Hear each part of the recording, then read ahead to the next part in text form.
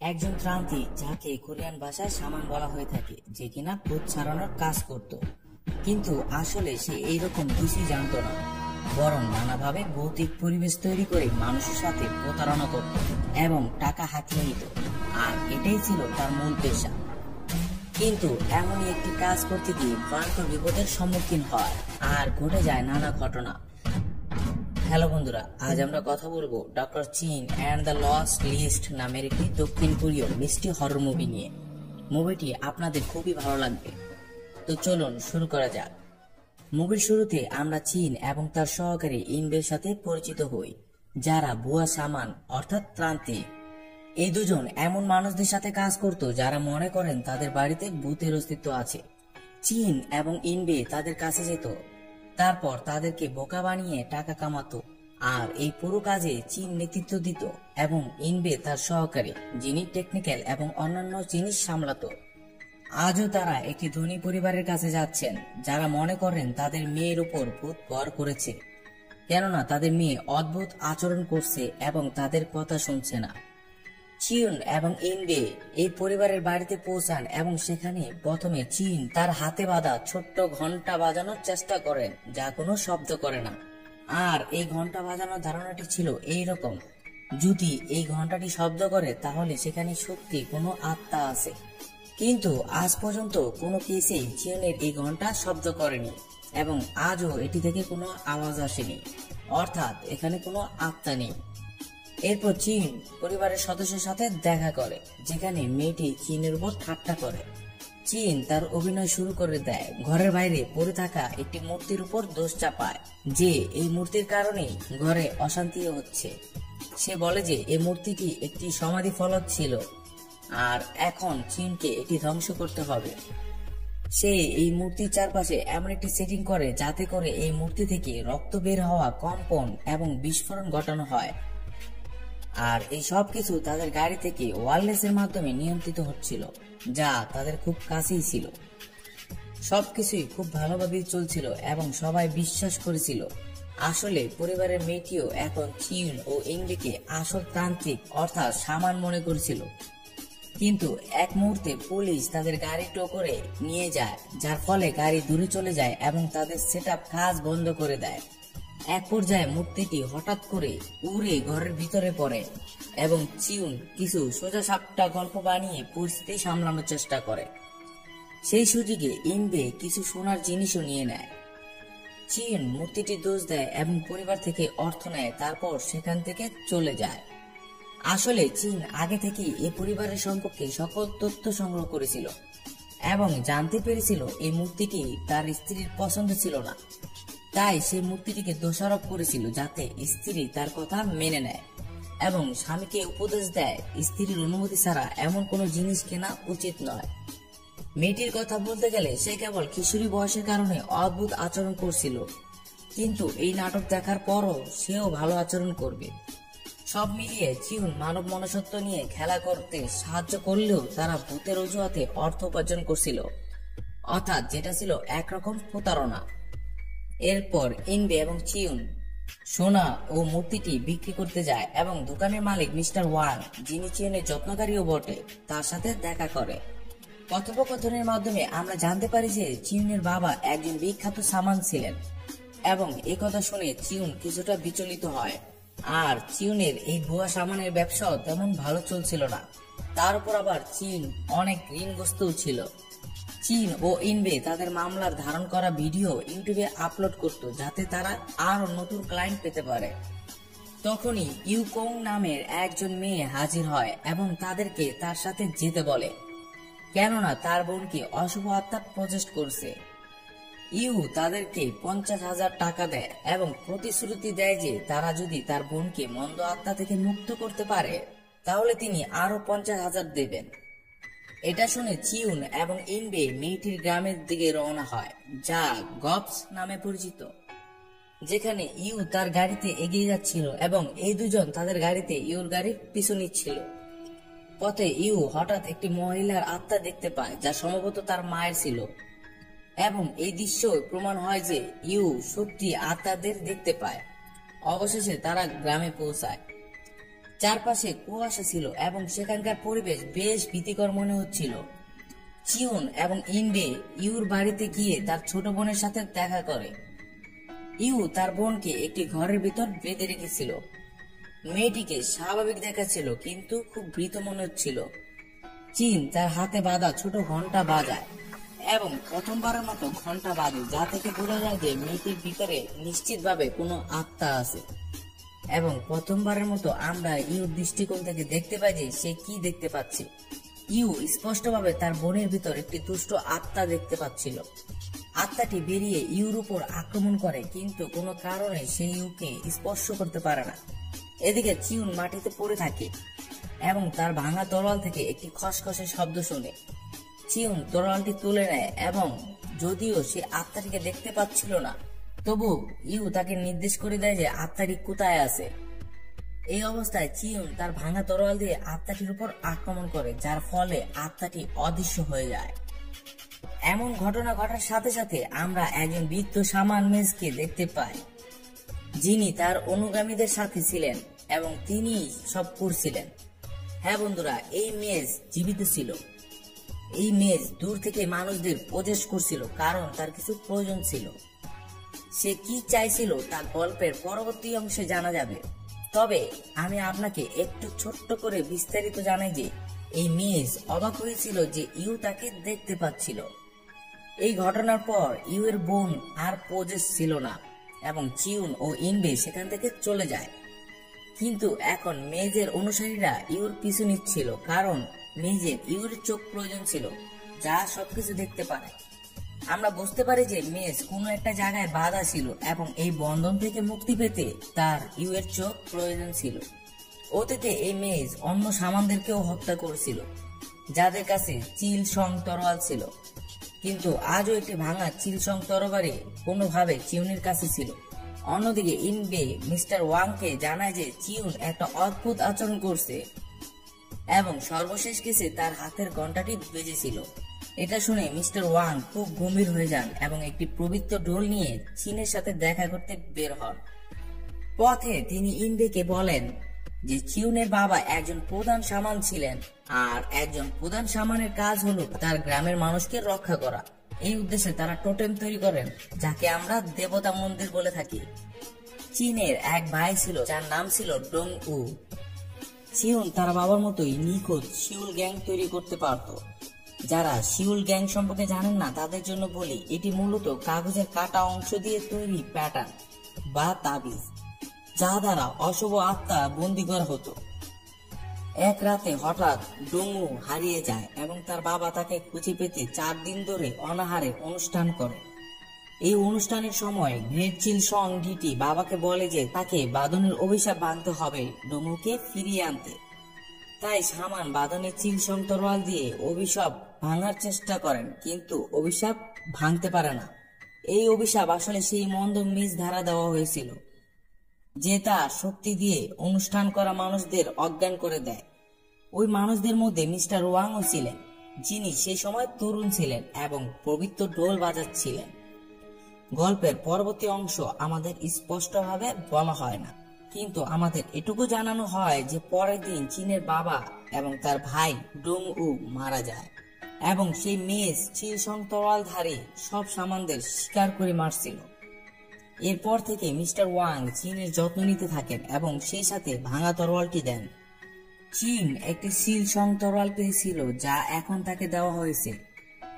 চীন তখন থেকেই প্রতিশোধের আগুনে জ্বলছে এবং সে অনেক সামানের সাথে দেখা করেছে। যদিও সে ভুয়া সামান হিসাবে টাকা উপার্জন করে, তবে আসলে সে একজন সামান। আজ চিউন আবার সে মেজের জাদু দেখেছে এবং সে নিশ্চিতভাবে মেজকে শিকার করতে যাবে। অন্যদিকে আমরা সেই মেজকে দেখি যে বাঁশ দিয়ে তৈরি কন্টেইনারের সাহায্যে গ্রামের মানুষদের প্রবেশ করছিল। এই বাঁশের কন্টেইনারে কাটা আঙ্গুলের ছাপ ছিল এবং তার শক্তির সাহায্যে সে তার শিকারীদের প্রজেস্ট করতে পারত। সাধারণত এই মেজ মানুষদেরকে প্রজেস্ট করার জন্য তার ঘরের বালিশে বা অন্য কোথাও একটি তাবিজ অবশ্যই রাখ। এবার মেজ মিস্টার ফোরম্যানকে প্রজেস্ট করে, যিনি ইউর কাছের মানুষ ছিলেন, এবং ফোরম্যান ইউর উপর আক্রমণ করে এবং সেখানে চিউন তার ভাঙা চিলসং তরবারি দিয়ে ফোরম্যানকে আঘাত করে, যার ফলে ফোরম্যানের ভিতর থেকে মেজের আত্মা বেরিয়ে আসে। এই কাজ করার ফলে আমরা দেখতে পাই যে অন্যদিকে মেজের বাঁশের কন্টেনারটি ভেঙে যায়। তারপর মেজ একটি নতুন কন্টেনারের সাহায্যে আবারও ইউ এর ছোট বোনকে পজেস্ট করে এবং তার ছোট বোন সেখান থেকে লাফ দিয়ে পালিয়ে যায় যাতে সে মেজের কাছে চলে যেতে পারে, যাতে করে ইউকে তার বোনের নাম দিয়ে ব্ল্যাকমেল করে তার কাছে ডেকে আনা যায় এবং তার চোখ নেওয়া যায়। এখন সেই বাড়িতে একটি পালিশের ভিতর চিয়ন একটি তাবিজ পায় যার সাহায্যে মেজ যে কাউকে পজেস করতে পারত। তবে মনে রাখবেন যে মেজ ইউকে কে পজেস করতে পারেনি, বেশিরভাগ সময় তার অদ্ভুত চোখের কারণে, অর্থাৎ তার শক্তি ইউ এর উপর কাজ করছিল না। যাই হোক, ইউ এবং চিন ইউ এর বোনকে ধরতে বাইরে যায়, যেখানে মেজ গ্রামের অনেক লোককে পজেস করে এবং তাদের উপর হামলা করায়। চিউন তার ভাঙা চিল তরবারি দিয়ে তাদের পরাজিত করে এবং প্রতিবার পরাজিত হওয়ার ফলে মেজের একটি বাঁশের কন্টেনার ভেঙে যেত। এরপর সে পরবর্তী কন্টেনারের দিকে যায়। হ্যাঁ, তার কাছে অনেকগুলো বাঁশের কন্টেনার ছিল যাতে মানুষের কাটা আঙ্গুলের ছাপ ছিল এবং সেগুলো দিয়ে সে শক্তি বাড়াতো। এখানে অনেক মারামারি হয় এবং শেষে মেজের বাঁশের কন্টেনারগুলো শেষ হয়ে যায় এবং চিন ইউকে নিয়ে গাড়িতে পালিয়ে যায়। এখন নতুন কন্টেনার তৈরির জন্য মেজের আঙ্গুলের ছাপ প্রয়োজন ছিল, তাই সে তার এক অনুসারীর আঙ্গুল কেটে নতুন কন্টেনার তৈরি করে। অন্যদিকে চীন এবং ইউকে ইন্ডিয়া এবং মিস্টার ওয়াং এর সাথে দেখা করে। এখানে চীন মিস্টার হোংকে সে তাবিজ দেখায় যা সে ইউ এর বাড়ির পালিশে পেয়েছিল। এরা সবাই সে তাবিজ নিয়ে একজন মানুষের কাছে যায়। তারা এমন একজনের কাছে যায় যে সেলেটিয়ন মেডনকে ডাকতে পারে। সেলেটিয়ন মেডনকে আপনি ফেরি বা অপ্সরা হিসাবে ধরে নিতে পারেন, যা কোরিয়ান সংস্কৃতিতে আছে। সেলেটিয়ন মেডন আসে এবং ইউকে তাকে চোখ দিয়ে স্পষ্টভাবে দেখতে পায় এবং সেলেটিয়ন মেডনও এটা বুঝতে পারে। সেলেটিয়ন মেডন সেই ব্যক্তিকে পজেস করে এবং অনেক কিছু প্রকাশ করে। সে বলে যে চিউনের বাবা শিওল গ্যাং এর সাহায্যে সে মেজকে বেঁধে রেখেছিলেন এবং সে বন্ধন থেকে মুক্তি পেতে ইউ এর চোখ প্রয়োজন।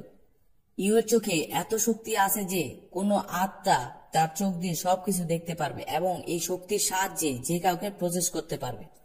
অতীতে যখন সেই মেজ ডং উকে অপহরণ করেছিল তখন ডং উকে খুঁজতে গিয়ে শামান মেজের আস্তানে পৌঁছে গিয়েছিলেন, কিন্তু মেজ ডং উকে প্রজেস্ট করে শামানকে আঘাত করে। এরপর শামান তাড়াহুড়া করে শিওল গ্যাংয়ে মেজকে ফাঁদে ফেলার চেষ্টা করে। এই প্রক্রিয়ায় চিলসং তরবারিও ব্যবহার করা হয়, কিন্তু মেজকে পুরোপুরি ফাঁদে ফেলার আগেই মেজ কোনোভাবে তাদের উপর হামলা করে।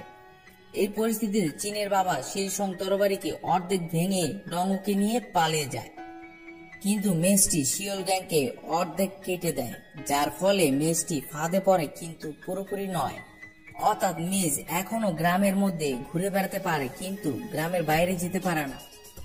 একে আপনি এক ধরনের সীমানা হিসেবে ধরতে পারেন, যেখানে মেজ নির্দিষ্ট এলাকায় ঘুরতে পারে, কিন্তু যদি সে পুরোপুরি বন্ধ হয়ে যেত তাহলে সে একদম ফাঁদে পড়ে যেত এক জায়গায়।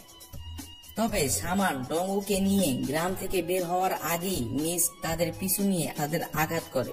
এখন যেহেতু মেজ এখনো গ্রামে আটকা পড়েছে, তাই তার ইউ এর চোখ প্রয়োজন শিওল গ্যাং এর বাঁধন ভাঙার জন্য। আর এই তাবিজটি সেই শিওল গ্যাংয়েরই অংশ, যা এতটাই শক্তিশালী যে এটিকে পোড়ানো যায় না, ছিঁড়ে ফেলাও যায় না। আমি বোঝাতে চাইছি এটিকে ধ্বংস করা খুব কঠিন, তবে একটি উপায় আছে।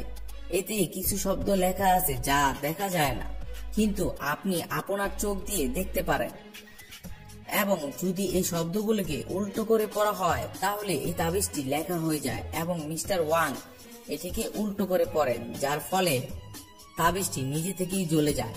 এখন প্রশ্ন হলো, সেই মেজ কোনোভাবেই তাদের পিছু ছাড়বে না এবং এমন পরিস্থিতিতে চীন বলে সে তার বাবা ও ভাইয়ের মৃত্যুর প্রতিশোধ নেবে এবং শিওল গ্যাং তরবারিকে পূর্ণ করবে। সেই শিওল গ্যাংয়ের অর্ধেক অংশটি মেজের বন্দী হওয়ার কোথাও লুকানো ছিল এবং সেই স্থানের ঠিকানা সেলেটিন মেডেন তাদের দেয়। তারপর চিউন এবং মিস্টার ওয়াং সেই স্থানে পৌঁছায়, যেখানে ইউ একদিক থেকে একটি অদ্ভুত আলো দেখতে পান। তারা সেই দিকে যান যেখানে একটি ছোট কেবিন ছিল, যা অনেক ভারী আবরণ দ্বারা সুরক্ষিত ছিল। আর এটা এতটাই সুরক্ষিত যে তার আশেপাশে যাওয়া কঠিন ছিল, কারণ মাটি থেকে ভুতুড়ে হাত বেরিয়ে এসে মানুষকে ধরে ফেলতো। আর বলে রাখি যে এই হাতগুলো এবং এই সমস্ত সুরক্ষা শুধুমাত্র ইউই দেখতে পেয়েছিলেন। এই হাতগুলো চিউনের কোনো ক্ষতি করতে পারছিল না, কারণ চিউন একজন শামান, তার কাছে চিলসং তরবারি ছিল। তিনি কেবিনে পৌঁছে ভিতরে প্রবেশ করতে পারেন। কেবিনের মধ্যে তিনি তার ভাই ও পিতার মৃত্যুর দৃষ্টান্ত দেখতে পান, যারা একসময় চীনের উপর আক্রমণ করে বসে। চীন এখানে বিচলিত হন না এবং তার তরবারি দিয়ে সবকিছু কেটে ফেলেন, অর্থাৎ এই দৃষ্টান্তগুলি শেষ হয়ে যায়। এরপর তিনি সেখানে শিউল গ্যাংয়ের অর্ধেক অংশ পান, যা নিয়ে তিনি বাইরে আসেন। তিনি বাইরে আসার সাথে সাথে কেবিনটি ধসে পড়ে এবং অন্যদিকে মেজো জানতে পারে যে চিউন শিউল গ্যাংয়ের বাকি অর্ধেক অংশ পেয়ে গেছে।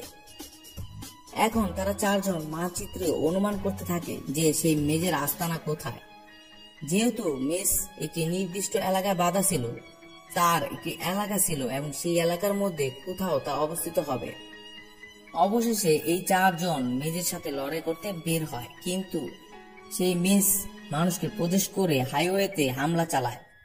এই হামলা থেকে তারা বেঁচে যায়, কিন্তু মেজের লোকেরা ইউকে অপহরণ করতে সফল হয়।